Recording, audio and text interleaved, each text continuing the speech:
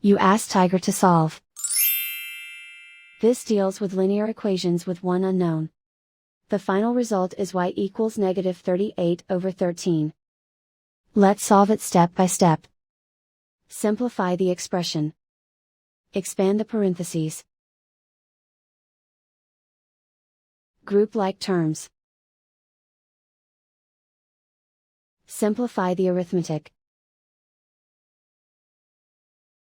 Group all constants on the right side of the equation.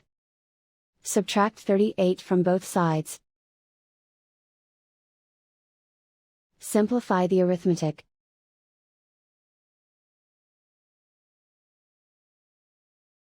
Isolate the y. Divide both sides by 13. Simplify the fraction. And so the final result is y equals -38/13.